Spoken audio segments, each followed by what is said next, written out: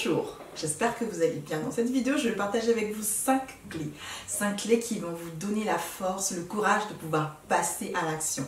Alors, si c'est la première fois que vous êtes sur cette chaîne, je vous invite à pouvoir cliquer sur la cloche afin de pouvoir vous abonner et de pouvoir recevoir les notifications lorsque je poste une nouvelle vidéo sur ma chaîne ou de pouvoir être signalé lorsque je suis en live. Ensuite, je vous invite aussi à pouvoir télécharger votre formation que je vous offre, une formation que j'ai concoctée avec amour qui s'appelle « Comment libérer votre potentiel pour pouvoir vivre une vie épanouie ». Vous allez trouver le lien juste en bas dans la barre de description. Donc, je vous invite à lire, de dérouler la barre de description pour pouvoir la télécharger.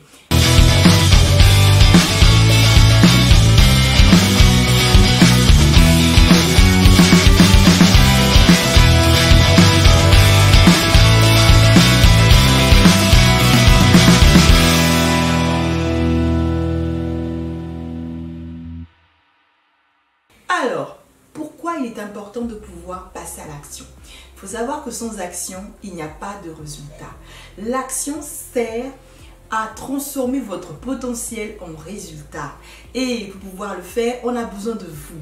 Donc, s'il n'y a pas d'action de votre part, rien ne se fera. Donc, l'univers a besoin de votre collaboration, a besoin que vous fassiez quelque chose pour que l'univers, en fait, travaille en collaboration avec vous. Donc, je vous invite de devenir des co-créateurs. Donc, la première clé que je vais partager avec vous, ça va être déjà, pour pouvoir passer à l'action, c'est votre pourquoi. Pourquoi vous devez passer à l'action concrètement? Ça sert à quoi de passer à l'action? Est-ce que derrière cette action-là, il y a un objectif? Et qu'est-ce qui va vous donner l'envie de pouvoir faire cette action? Donc, c'est ce que je vous invite à faire. Prenez un stylo, une feuille et commencez à réfléchir, à méditer sur cette question-là. Pourquoi dois-je réellement passer à l'action? Peu importe le domaine de votre vie, posez-vous cette question. Pourquoi devrais-je passer à l'action? Vous allez vous rendre compte que en vous posant cette question-là, vous allez même identifier les choses, les actions pour lesquelles ça ne vous sert à rien de pouvoir passer à l'action. Donc, ça va vous donner aussi le temps de pouvoir faire un certain tri et de mettre les choses au clair avec vous-même et de comprendre finalement l'importance de pouvoir passer à l'action. Vous connaissez votre situation plus que quiconque, vous savez ce que vous voulez dans votre vie, vous savez les domaines pour lesquels vous souhaitez que les choses puissent bouger, mais pour que les choses bougent, nous avons besoin de vous, vous avez besoin, en fait l'univers a besoin de vous. Donc sans votre participation, rien ne pourra se faire. Donc, je vous invite à vous poser la question. Pourquoi dois-je sortir de la facilité? Pourquoi devrais-je tout simplement poser cette action-là? Qu'est-ce que cela va m'apporter en termes d'objectifs, en termes de résultats? C'est ce que vous devez vous poser comme question. Deuxième clé, ça va être vraiment de pouvoir estimer le coût de votre inaction. Okay? Qu'est-ce que cela vous coûte aujourd'hui, que ce soit aujourd'hui dans le futur, qu'est-ce que cela va vous coûter? Estimez ce prix-là. Projetez-vous, essayez de vous projeter dans 5 ans, dans 10 ans. Si aujourd'hui vous ne faites pas ce que vous êtes censé faire aujourd'hui, qu'est-ce que cela va engendrer dans votre vie, dans ce domaine pour lequel vous souhaitez que ça change réellement? Je vais prendre un exemple palpable au niveau de l'alimentation. Pour une personne, je prends toujours cet exemple-là parce que ça concerne nous tous, ça nous concerne tous. Alors, lorsqu'on mange de manière inappropriée, lorsque par exemple une personne va s'empiffrer avec du fast-food à longueur de journée, et qu'on lui dit qu'il faudrait qu'elle apprenne à manger sainement. Si elle ne se met pas à faire une rééducation alimentaire, à réapprendre à manger convenablement, il faudrait simplement, ce qui va l'aider à pouvoir changer cette attitude-là, ça sera notamment de pouvoir réfléchir, de pouvoir se projeter. Si je ne fais pas attention à mon alimentation, qu'est-ce que cela va engendrer d'ici 5 ans, d'ici 10 ans? Vous voyez déjà que lorsque vous projetez ainsi, peu importe le domaine, ça va déjà vous amener à avoir un certain déclic et ça va vous donner envie de pouvoir passer à l'action. Donc ça c'est au niveau alimentaire, mais ça peut être dans n'importe quel domaine de votre vie. Réfléchissez-y. Qu'est-ce que cela va engendrer dans votre vie ce coût de l'inaction. Souvent, nous connaissons le coût de l'action parce que forcément, on sait que pour pouvoir atteindre tel objectif, il faut par exemple que je reparte faire une formation, il faut que je postule, il faut que j'aille par exemple demander pardon à une personne, peu importe. Mais dans tout ça, posez-vous la question, qu'est-ce que cela va vous coûter d'ici 5 ans, 10 ans? Qu'est-ce que cela va vous coûter de ne pas faire ce que vous devez faire aujourd'hui, de ne pas le faire? En même temps, posez-vous la question, qu'est-ce que cela m'apporte aussi aujourd'hui? Parce que tout à l'heure, on essaie de se projeter dans le futur, mais qu'est-ce que cela va vous apporter aujourd'hui de ne pas passer à l'action? Vous vous rendez compte que plus vous ne passez pas à l'action, plus cela agit sur votre morale, plus cela agit sur votre confiance en vous-même. Vous perdez en confiance, c'est-à-dire que ça vient plomber votre confiance en vous-même. Donc, ça a un impact, vous allez voir que réellement, tout ça, ça a un coût.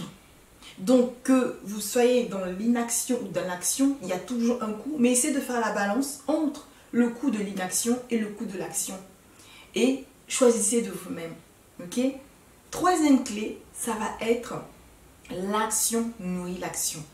Vous allez vous rendre compte que plus vous posez des actions, plus vous allez gagner en confiance, plus vous allez mieux vous sentir, vous allez vous féliciter, vous allez vous sentir plus légère, vous allez moins culpabiliser parce que vous êtes en train de mettre en fait une pierre à l'édifice sur votre projet. Mais lorsque vous ne faites pas, vous ne faites aucune action, vous allez à chaque fois toujours vous culpabiliser, vous allez toujours vous en vouloir. Il y a eu parfois des opportunités que vous avez peut-être loupé dans votre vie parce que forcément vous n'avez pas voulu faire certaines choses, vous n'avez pas eu le courage de pouvoir passer à l'action, mais vous vous êtes rendu compte que dans ce genre de cas, c'est plus difficile de remonter la pente parce que vous vous en voulez énormément. Donc, passer à l'action va vous éviter tout cela. Ça va vous permettre tout simplement de vous dire, ok, que je passe à l'action, que je passe pas à l'action, c'est quoi le pire? J'y vais, mais au moins je fais quelque chose, au moins je suis en action. Il ne s'agit pas d'être en action pour être un activiste plutôt, d'être dans l'activisme, c'est pas ce dont il est question ici, mais il s'agit de faire des actions, de poser des actions qui vont vous nourrir, des actions qui sont complètement alignées à vous. Ensuite, la quatrième clé, ça va être de ne pas se focaliser sur le résultat. C'est-à-dire que si vous voulez rapidement passer à l'action, vous voulez sortir de la procrastination, il serait préférable de pouvoir vous focaliser sur l'action. Votre objectif doit être tout simplement l'action. Donc, ne cherchez plus à savoir, à vous focaliser sur le résultat parce que souvent, ce qui nous bloque aussi, c'est le résultat. C'est d'avoir les yeux rivés sur le résultat. Et sachez que lorsqu'on passe à l'action, parfois, il y a des choses qui peuvent marcher, comme il y a des choses qui ne peuvent pas marcher. Mais le plus important, c'est que vous puissiez passer à l'action. Et même des fois, on est assez surpris du résultat. Ça nous est tous arrivé. Donc, c'est pour ça qu'à ce moment-là, si vous voulez réellement passer à l'action, ne vous focalisez pas sur le résultat, mais mettez votre focus plutôt sur l'action, sur le fait de mettre un pas après l'autre, afin de pouvoir rapidement atteindre votre objectif et de pouvoir y arriver. Parce que sans objectif, enfin, sans action, vous n'allez même pas commencer quelque chose et vous n'auriez pas de résultat. Donc, défocalisez-vous sur le résultat en lui-même, focalisez-vous plutôt sur le fait de pouvoir commencer quelque chose, de mettre une pierre à l'édifice de votre projet et de pouvoir tout simplement commencer. Okay? La cinquième clé, ça va être de ne pas écouter la peur. Alors, il faut savoir que la peur aussi, c'est pas quelque chose forcément de mauvais. La peur, c'est une émotion que vous devez savoir gérer. La peur, c'est un signe, un signal qui vous montre tout simplement que là, vous êtes en train de sortir de votre zone de routine. Moi, j'appelle la zone de routine, c'est la zone communément appelée la zone de confort. C'est cette zone-là dans laquelle, réellement, on ne se sent pas confortable, dans laquelle, franchement, on tourne en rond et qu'on en a ras-le-bol, mais on ne sait pas comment ni par où commencer. Donc, si vous souhaitez sortir de votre zone de routine, il faut savoir qu'il y aura de la turbulence, il y aura un peu de peur, c'est tout à fait normal. Et même s'il y a de la peur, c'est aussi bon signe aussi, cela vous fait comprendre que vous êtes en train de passer à un autre stade de votre vie, que vous êtes en train de jouer grand. Lorsqu'on joue petit, forcément, il n'y a pas de peur, on ne ressent rien, on est tout à fait normal parce que on a l'habitude de faire ce que nous avons l'habitude de faire au quotidien. On est dans notre zone de routine. Mais lorsque vous voulez sortir effectivement de cette zone de routine-là, que vous aspirez à pouvoir réellement changer les choses de votre vie, à ce moment, vous allez ressentir cette peur-là, mais cette peur-là, elle ne doit pas vous effrayer. Cette peur-là est juste un signal que vous devez vous préparer, que vous devez peut-être vous améliorer, que vous devez passer à l'action, mais tout simplement, sans passer à l'action, vous allez vous rendre compte que rien ne va changer. Donc, la peur en elle-même Il suffit simplement de vous défocaliser. Même si elle est là, ne la laissez pas vous barrer la route. Vous avez la possibilité de pouvoir l'affronter. Il faut savoir que plus on va vers l'impossible, plus l'impossible n'existe plus. Donc, domptez la peur, avancez, ne vous laissez pas tétaniser par cela. Concentrez-vous simplement sur votre pourquoi vous le faites, ok? Et ensuite, n'attendez pas le moment parfait. Parce que tout simplement, le moment parfait, la perfection va vous handicaper. La perfection va vous empêcher de faire réellement ce que vous êtes censé faire aujourd'hui. Donc si vous attendez la perfection, rien ne se fera. C'est totalement handicapant la perfection. Et la perfection, c'est un fantasme, c'est quelque chose qui n'existe pas. Donc, je vous encourage vraiment de pouvoir dépasser et de prendre même d'ailleurs cette peur comme une alliée qui vous fait comprendre tout simplement que là, vous êtes en train de jouer maintenant dans la cour des grands, que vous êtes en train de passer à quelque chose d'extraordinaire. Donc voici les 5 clés que je viens de vous partager. Ces 5 clés, je vous invite effectivement à faire le point et n'hésitez pas à pouvoir prendre une feuille aujourd'hui et vous poser la question vous-même de vous dire ok, quelle est l'action que je peux poser aujourd'hui, ce jour-là? Qu'est-ce que je peux faire aujourd'hui pour pouvoir avancer dans ma vie, pouvoir transformer, pouvoir changer ma vie? Qu'est-ce que je peux faire aujourd'hui afin de pouvoir sortir de ce cycle de zone de routine, ce cycle de zone de procrastination? Qu'est-ce que je peux faire aujourd'hui pour améliorer ma situation? Devenez des co-créateurs. C'est vraiment sur ces paroles que je vais vous laisser. Mais n'oubliez pas que vous êtes le créateur de votre propre destin. Et pour cela, vous devez passer massivement à l'action. Alors, si cette vidéo vous a plu, je vous invite à pouvoir la partager autour de vous. Elle fera du bien à votre entourage. Mais je vous invite aussi à mettre un pouce si elle vous a réellement plu.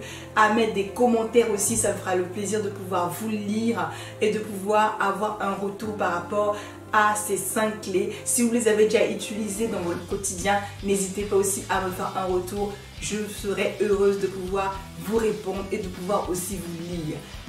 Donc, on se dit à très bientôt. C'était Elvira Bikoua pour vous servir.